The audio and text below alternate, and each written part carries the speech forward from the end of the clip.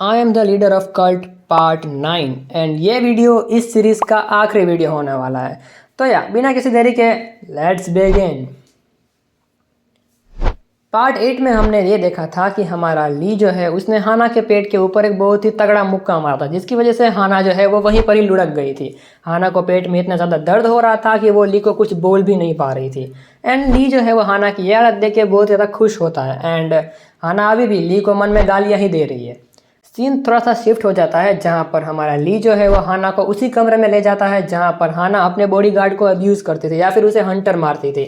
सबसे पहले हमारा ली जो है वो हाना को एक्साइट करने के लिए बहुत ही ज़्यादा हरकतें करता है, लेकिन हाना जो है वो एक्साइट नहीं होती। वो ली से ये कहती है कि ऐसी हरकतों से मैं एक्साइट नहीं, कोई भी लड़की एक्साइट नहीं होने वाली है। लेकिन हमारा ली जो है वो हाना के पास आके ये बोलता है कि तुम्हारी बड़ी बहन तो ज़रूर होती थी। ये सुन के हाना थोड़ी सी गुस्सा हो जाती है एंड ली जो है हाना को डिस्ट्रॉय करना स्टार्ट कर देता है। ली हाना के साथ करीब 4 से 5 राउंड करता है एंड इन 4 से 5 राउंड में वो हाना के ऊपर ही 2 से 3 बार अपने आप को लूज कर देता है।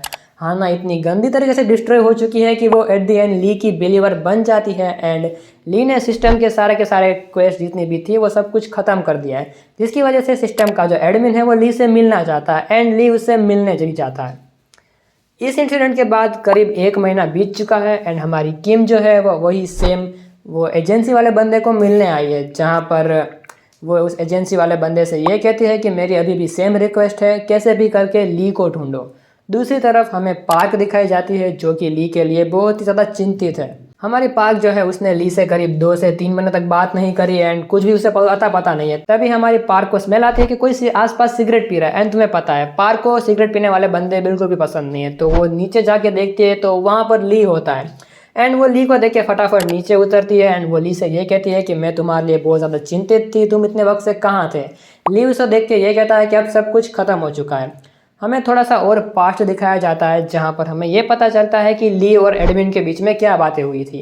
सबसे पहले ली जो है वो एडमिन को देख के ये कहता है कि तुम्हारा कोई रूप कुछ भी नहीं है, तुम दिखते ना, तुम बस सिर्फ एक लाइट हो।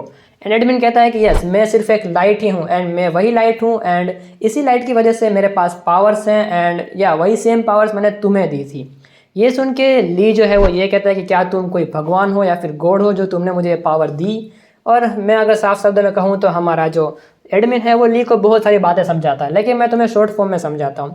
बेसिकली एडमिन जो है वो ली से ये कहता है कि मैं कोई भगवान नहीं हूँ, मेरे पास ये जितनी सारी पावर्स थी वो लोगों की मेरे के ऊपर जो बिलीव था उसकी वजह से मेरे पास आई थी एंड ये सारी की सारी पावर मेरे पास एक एनर्जी के रूप में थी। एंड जब मुझे पता चला कि तुम्हारा इस तरह से एक्सीडेंट हुआ है तो मैं देखना चाहता था कि एक इंसान के पास अगर ऐसी एनर्जी या फिर ऐसी पावर्स आ जाए तो वो उससे क्या कर सकता है। इसकी वजह से उसने अपनी सारी की सारी एनर्जी, सारी की सारी पावर जो है वो ली को दे दी थी। एंड ली आगे उससे ये पूछता है कि अब तो ये सारी की सारी पावर्स मेरे पास हैं तो मैं इसका किसी भी उपयोग करूं, तुम मुझे रोकने नहीं वाले। एंड एडमिन कहता है कि मुझे घंटा फर्क नहीं पड़ता तुम इस पावर से क्या करो, मैं बस यहाँ से देखूंगा कि तुम क्या कर रहे हो। एंड फिर एक और सीन शिफ्ट हो जाता है जहाँ पर हमें पता चलता है कि 3 साल बीत चुके हैं उस हादसे से एंड हमारा ली जो है वो एक बहुत ही बड़े घर में शिफ्ट हो चुका है। अब पार्क जो है वो भी ली के साथ रहती है एंड काइंड ऑफ मान लो कि पार्क जो है वो ली की वाइफ ही बन चुकी है। एंड पार्क इस वक्त जो नन के आउटफिट में बहुत ही ज़्यादा खूबसूरत लग रही है, मतलब सी इज़ रियली ब्यूटीफुल।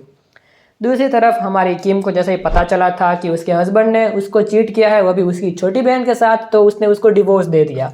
एंड हमारी किम जो है वो इस वक्त ली के साथ ही रहती है एंड उसके असिस्टेंट के तरीके से सब कुछ उसके साथ काम करती है। हमारा ली जो है वो एक कल्ट का लीडर बन चुका है, उसने अपना खुद का रिलीजन भी बना लिया है। एंड हमारे ली के साथ काम करने के लिए उसने एरिन को भी बुलाया है एंड मियोंग को भी बुलाया है। ली डिसाइड करता है कि उसके अंडर जितने भी चर्चेस हैं उन सारे के सारे चर्च की जो हेड बनेगी वो एरिन होएगी, मतलब एरिन ही इतने सारे चर्च का ध्यान रखेगी। एंड मियोंग के बारे में तो क्या बोलूँ, वो अभी भी ली को देख के अपने आप को ब्लश कर रही होती है। सीन थोड़ा सा शिफ्ट होता है जहाँ पर हमें पता चलता है कि ली जो है वो बहुत सारे लोगों में अपनी स्पीच दे रहा है एंड ली के अभी करंटली 4 मिलियन से भी ज़्यादा बिलीवर्स बन चुके हैं। उस ली के जो कल्ट है या फिर उसका जो रिलीजन है उसके अंदर 42 चर्चेस आते हैं, मतलब ब्रो ली कहाँ से कहाँ पहुँच गया। एंड एट द एंड ली कहता है कि I will become a God, one and only God. And वो एट द एंड ये भी कहता है कि वो धीरे धीरे इस सिटी को अपना बिलीवर बनाएगा, फिर इस कंट्री को एंड एट द एंड पूरे के पूरे वर्ल्ड को अपना बिलीवर बना देगा एंड ऐसे वो एक गॉड बन जाएगा। And this is it the end.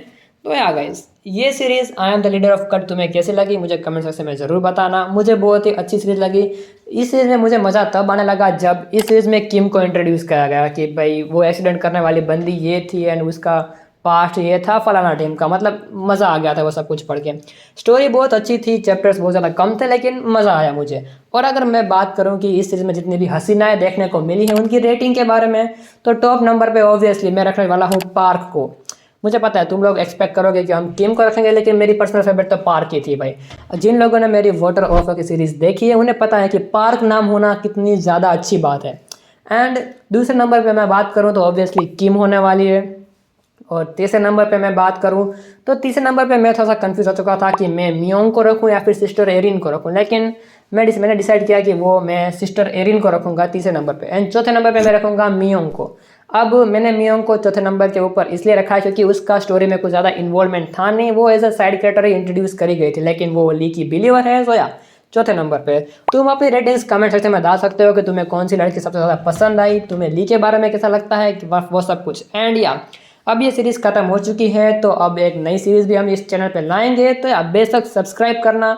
तुम चाहते हो कि मैं कौन सी नई मानवा कवर करूं तो कमेंट सेक्शन में जाओ, लिखो कि भाई मुझे ये मानवा चाहिए या फिर इसके ऊपर वीडियो बनाओ, हम उसके ऊपर वीडियो बनाएंगे। बाकी आज का वीडियो बस यहीं पर था। तुम्हें सीरीज़ पसंद आई हो तो सीरीज़ को लाइक करना। तुम्हें अगर पूरी पूरी सीरीज़ देखनी है तो मैंने पूरी की पूरी प्लेलिस्ट बना रखी है, जाओ जाके देखो। Till then thanks for watching.